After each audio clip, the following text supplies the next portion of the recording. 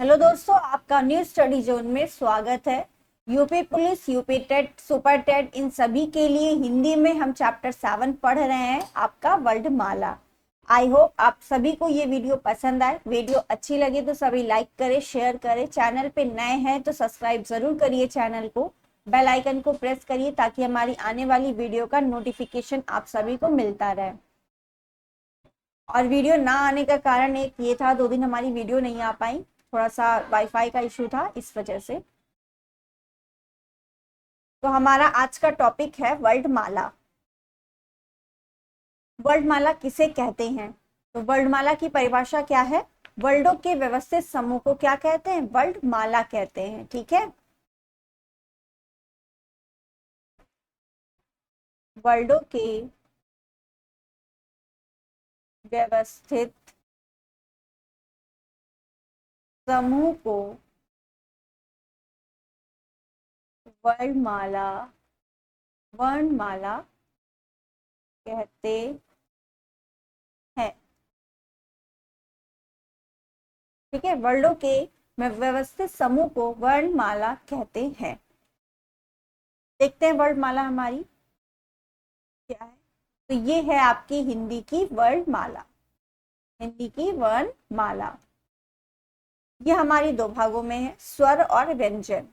ठीक है, स्वर हमारे कौन कौन से होते हैं? छोटा आ, बड़ा आ, छोटी ई, बड़ी ई, छोटा ऊ, बड़ा ऊ, री, ए, आए, ओ, आओ, अंग, आहा। ये टोटल हमारे क्या है? स्वर है। ठीक है, बट हमारे ये जो अंग और आहा है, इनको हम कहते हैं अयोगवा। ठीक, अगर आप इन दोनों को ऐड कर लेंगे तो आपके कितने 13 हो जाएंगे टोटल, लेकिन आपके स्वरों की जो संख्या है वो कितनी है? 11 है। कितनी है स्वर की संख्या? 11। इसमें आपके ये अंग और आहा इंक्लूड नहीं है। ठीक है, क्योंकि इनको आपको अलग रखा गया है, अयोगवा इनको नाम दे दिया गया है। ठीक है, तो आपके स्वर कितने हैं? 11 हैं, आ से लेकर औ तक। ठीक है, ये आपके स्वर हैं टोटल 11। ठीक है, उसके बाद आ जाते हैं व्यंजन पे। व्यंजन हमारे कितने हैं? तो व्यंजन हमारे जो हैं वो टोटल 33 हैं। आपके व्यंजनों की संख्या आपसे पूछी जाए कितनी है तो वो है 33। ठीक है, का, खा, गा, घा, अंगा, इसे ही हम क्या कहते हैं? का वर्ग कहा जाता है। इसे का वर्ग कहा जाता है, क्योंकि ये का से शुरू है, इसीलिए इसे का वर्ग कहा जाता है। ठीक है, चा, छा, जा, झा, इया, इस वर्ग को क्या कहा जाएगा? चा वर्ग। ये चा से शुरू है इसलिए चा वर्ग। टा, ठा, ड, ढ, अड़ा, इसे क्या कहा जाएगा? टा वर्ग कहा जाएगा। छोटा बड़ा तो सभी को आता होगा ना। ता, था, दा, धा, ना, इसे क्या कहा जाएगा? ता वर्ग। पा, फ, ब, भ, म, तो इसे कहा जाएगा पा वर्ग। ये आपके 5 वर्ग हैं, का वर्ग, चा वर्ग, टा वर्ग, ता वर्ग, पा वर्ग। ठीक है, फिर आपके क्या है? य, र, ल, व और श, श, श, ह, छ, त्र, ज्ञ, ये आपके टोटल व्यंजन है। ठीक है, अब देखिए जो आपके य, र, ल, व ये 4 हैं, इन्हें कहा जाता है अंतस्थ व्यंजन।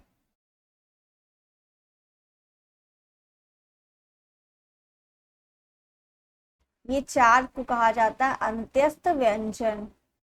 कौन से हैं? या, रा, ला, वा।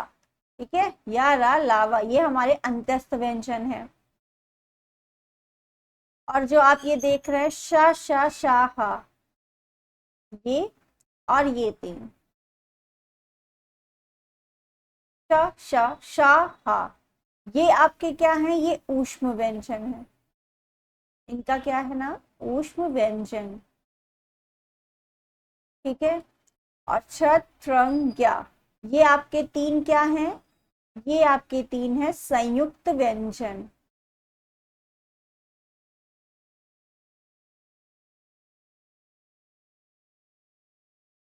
इस साइड इसको लिख रहे हैं, ये हमारे क्या होंगे, संयुक्त व्यंजन।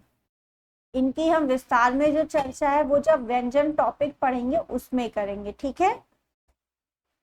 ये आपको हल्की हल्की सी बातें आपको बता दी जा रही, ठीक है। और आपके वर्णमाला में एक दो वर्ड हमारे होते हैं, और ड और ढा के नीचे जो बिंदी लिखी होती है, इसे ही हम बोलते हैं उच्छिप्त व्यंजन। क्या बोलते हैं, उच्छिप्त व्यंजन।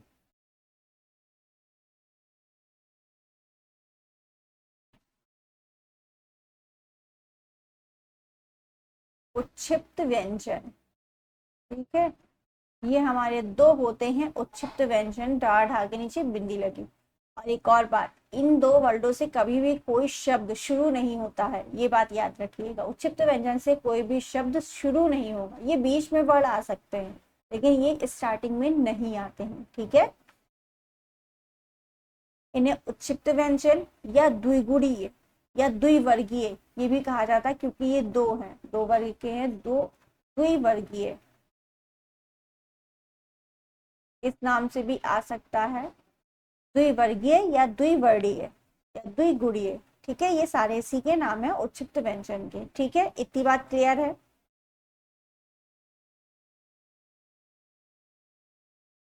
अब आप कहेंगे व्यंजन मैंने कितने बताए, 33, बट यहाँ आपके सामने जो लिखे हैं वो 33 से ज्यादा लिखे हुए हैं, है ना। देखो का खा गा घा ये आपके 5 वर्ड हो गए, 25, 26, 27, 28, 29, 30, 31, 32, 33, ये आपके यहाँ तक 33 व्यंजन है। छत्रंग्या ये जो आपके संयुक्त व्यंजन ये इंक्लूड नहीं होते हैं व्यंजन में। क्यों नहीं होते हैं इसका भी रीजन अभी आपको बताया जाएगा, ठीक है।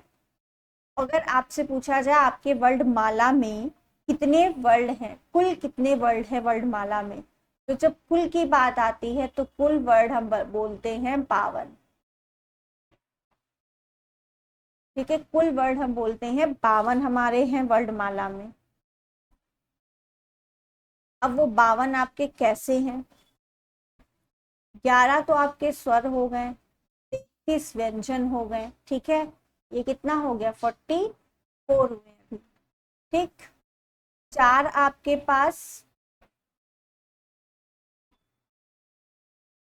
33 उष में आपकी ये शाशा शाशा हा यारा लावा ये सभी आपके ऐड हो गए 33 में, ठीक है।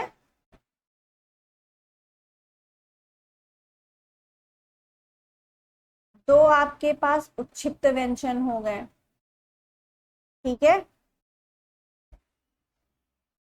दो अयोगवा हो गए अंग और आहा, 44, दो 46, और आपके ये कितने हो गए, 46, 47, 48, टोटल आपके हो गए 48, ठीक। और ये छत्रंग्या, और आपका एक और बचता है श्रा, कि ये 4 होते हैं आपके संयुक्त व्यंजन। तो ये 4 आपके संयुक्त व्यंजन बच गए, ये इसमें ऐड नहीं है ना 33 में, इसलिए ये आपके 4 संयुक्त व्यंजन इसमें ऐड हो, ठीक। तब ये आपका टोटल हो जाते हैं 52 वर्ड। अब आप इस पूरे को ऐड करें, 52 वर्ड टोटल होंगे। 11 स्वर हैं, 33 व्यंजन है, 2 अयोगवाह, ठीक है, 2 उच्छिप्त व्यंजन और 4 संयुक्त व्यंजन, कुल मिलाकर के कुल 52 वर्ड आपकी वर्णमाला में होते हैं। तो ये 52 कैसे बना, आ गई बात समझ में, ठीक है।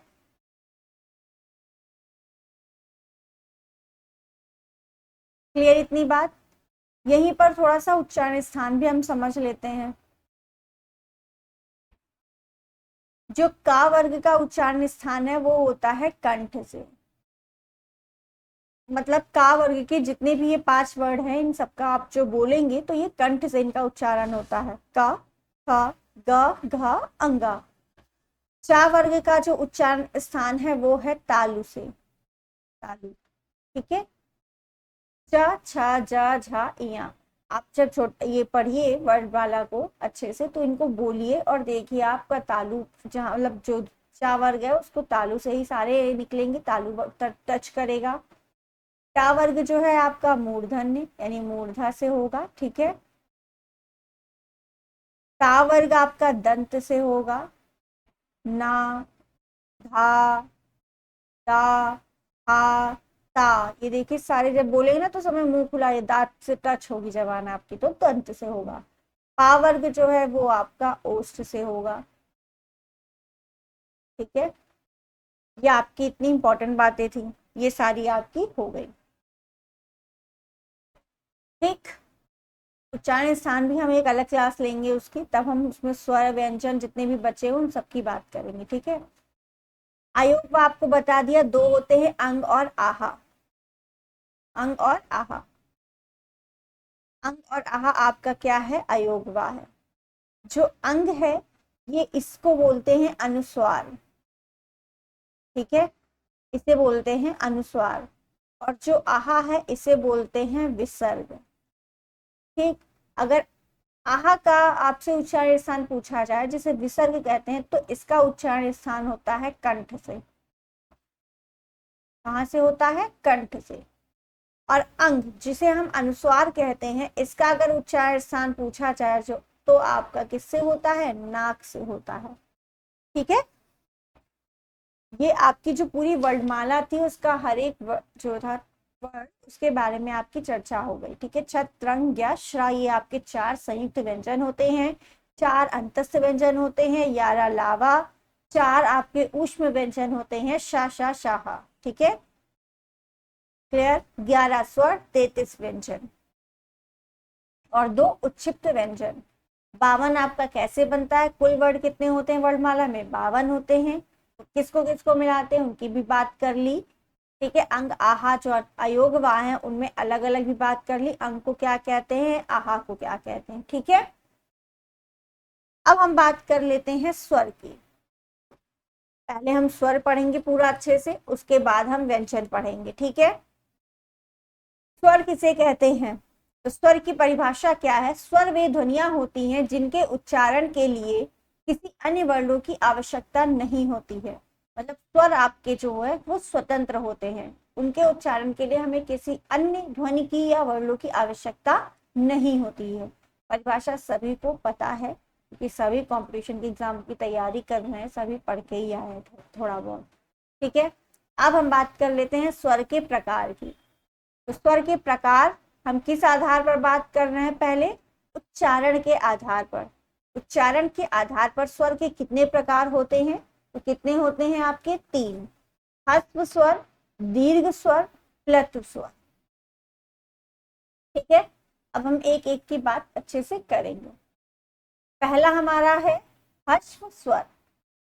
ह्रस्व स्वर की परिभाषा क्या है, जिन स्वरों में, जिन स्वरों के उच्चारण में कम समय लगता है उसे ह्रस्व स्वर कहा जाता है।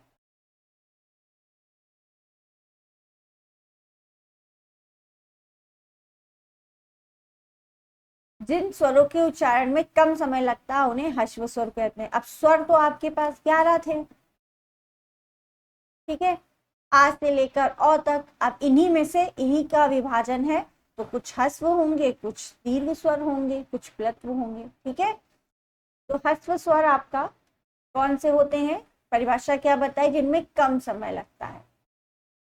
कौन कौन से होंगे आपके, छोटा आ,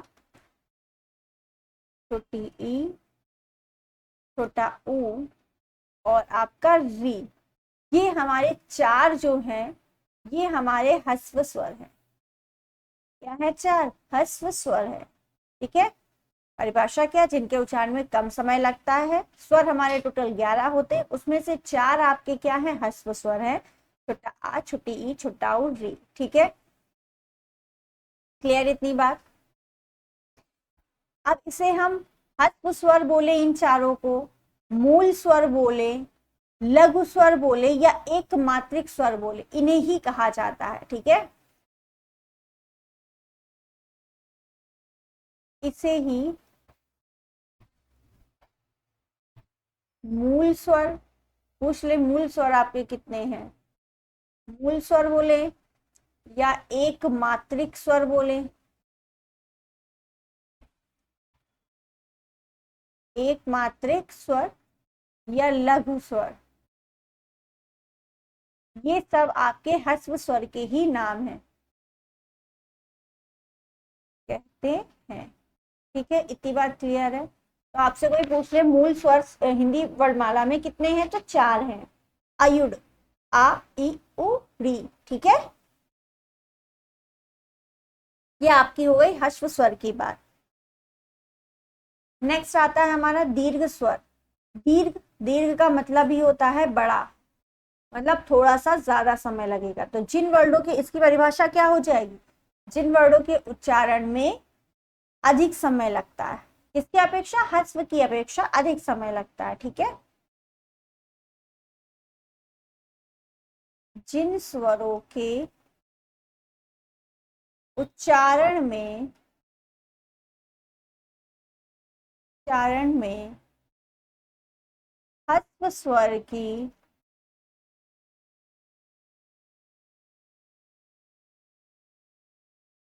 ह्रस्व स्वर की अपेक्षा अधिक समय लगता है, अधिक समय लगता है, उसे ही क्या कहते हैं हम, उसे ही दीर्घ स्वर कहते हैं। अब देखते हैं दीर्घ स्वर कौन कौन से हैं। इसे दीर्घ स्वर भी कह सकते हैं, या द्विमात्रिक स्वर, या गुरु। दो मात्राएं हैं, द्विमात्रिक या गुरु। ठीक है, गुरु स्वर भी इसे ही कहा जाता है।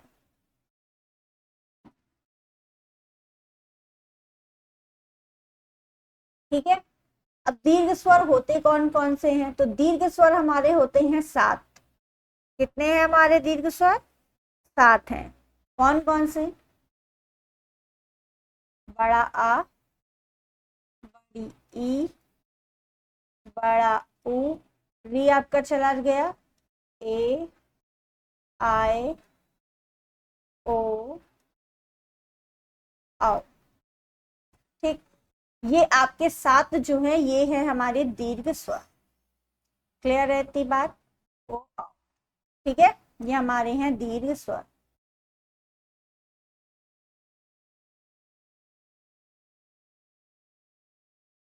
इसके दीर्घ स्वर की अगर पूछे संख्या कितनी होती है, तो 7 होती है। बड़ा आ, बड़ी ई, छोटा ए, आई, ओ, आओ। एक क्वेश्चन उसमें यूपीएसआई में आया था, अभी उसको बताते हैं। जब हम शॉर्ट टॉपिक पढ़ लेंगे फिर इससे जितने भी इंपॉर्टेंट क्वेश्चन है वो हम बात कर लेंगे। ठीक है,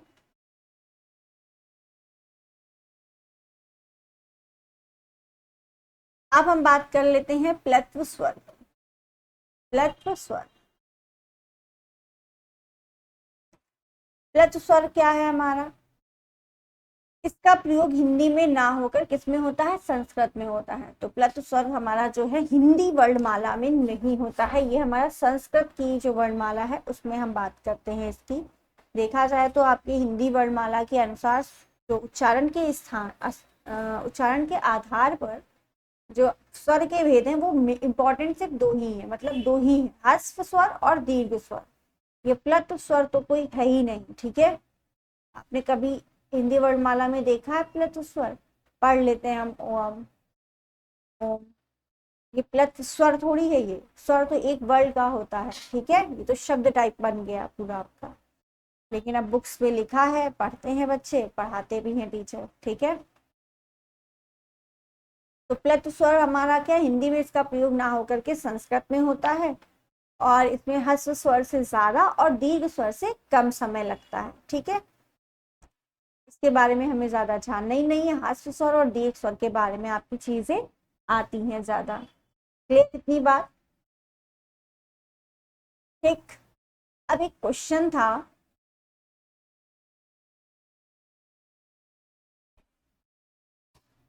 क्वेश्चन देते हैं आपको, इनमें से दीर्घ स्वर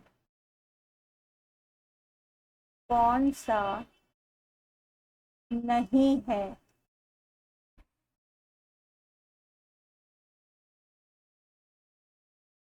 कौन सा नहीं है। ऑप्शंस हैं आपके, ए, आई ओ और बड़ा आ। कौन सा दीर्घ स्वर नहीं है, ये पूछा गया था।